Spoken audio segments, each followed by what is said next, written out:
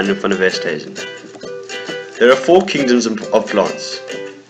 You get the bryophytes, pteridophytes, the gymnosperms, and the angiosperms.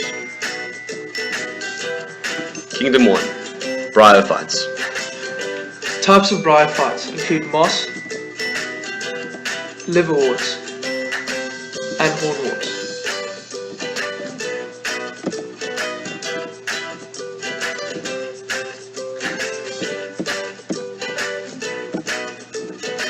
Bryophytes have no vascular tissue. The xylem and phloem are not present due to the fact that bryophytes have microscopic leaves.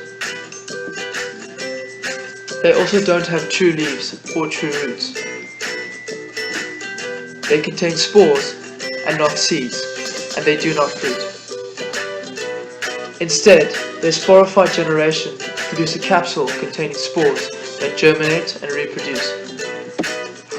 Kingdom 2. Pteridophytes. These plants include ferns, such as these shown. Okay. Ferns do not have they have vascular tissue. They have long thin leaves with dry and gritty texture that needs xylem and phloem in order to survive. They do have true roots and leaves, since they rely on xylem and phloem for photosynthesis for food and water. They have spores, however they do not have fruit. Kingdom 3. Gymnosperms. An example of this is the cycad tree.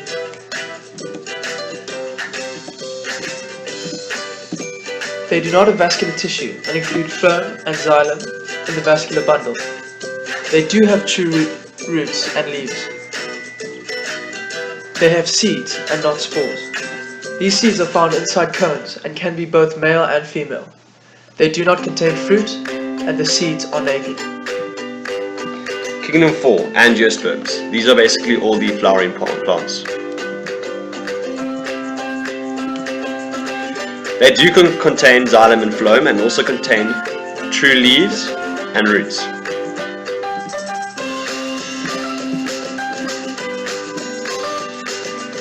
They have seeds, not spores, and these seeds are found in the female part of the flower. Some species of angiosperms produce fruit, as these seeds in angiosperms are not naked like they are in gymnosperms. Dependence on water for reproduction. Bryophytes are dependent upon the moisture in the surroundings for both reproduction and fluid transport. The flagellated male gametes, or bryophytes, like those of their aquatic ancestors, rely on water to help them move toward female gametes. Okay, pteridophytes. Pteridophytes are dependent on water, as specific simple structures need to be kept moist at all times. The sperm also needs to swim in water to reach the egg cell, so they can only reproduce sexually in places where it is wet for a long period of time each year. Gymnosperms.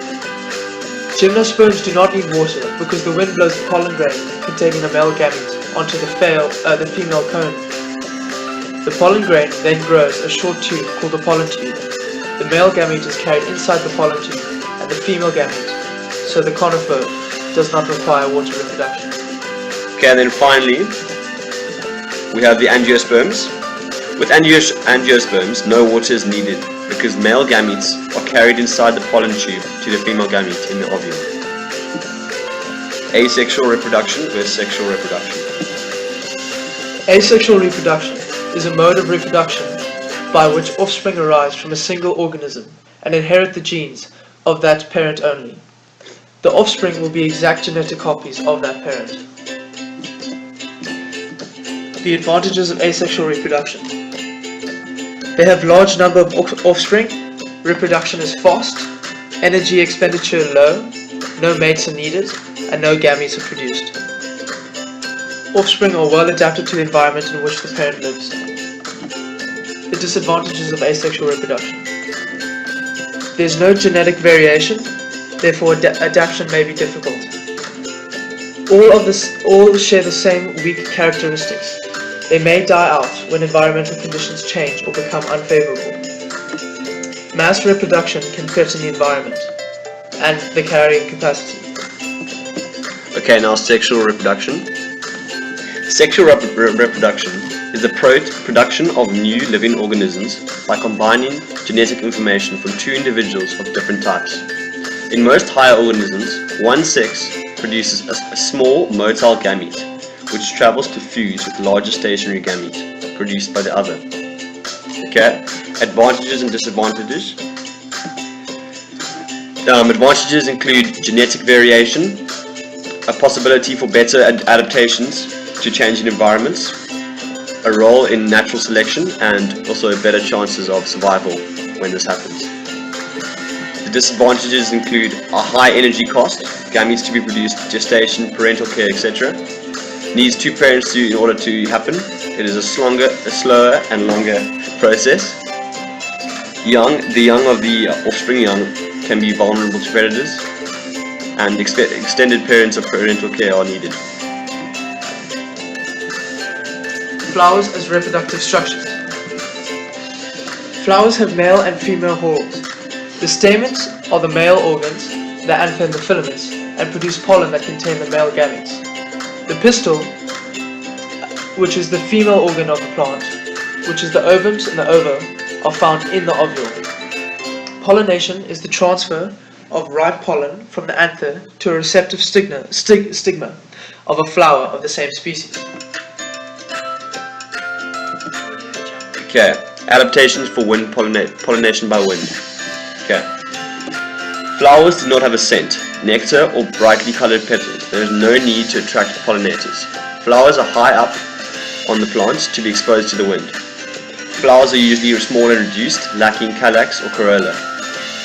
The anthers are large and well exposed. Masses of light, non-sticky pollen are produced, and the stigmas are long and feathery, with a large area for trapping pollen.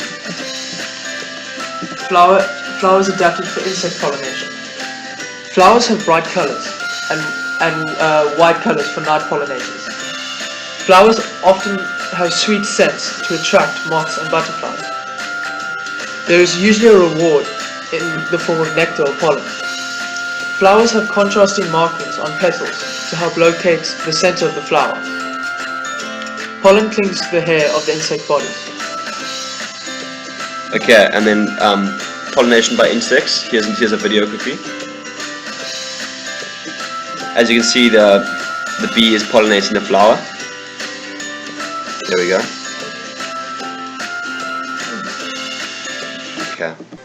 Okay, adaptations for pollination by birds. Flowers have a high yield of dilute nectar. They are bigger than most insect pollinated flowers. They are open in the daytime, often red. They are sturdy against rough feeding of birds. Little or no scent. Birds have poor sense of smell. They protect ovary against beaks by being inferior or by competition.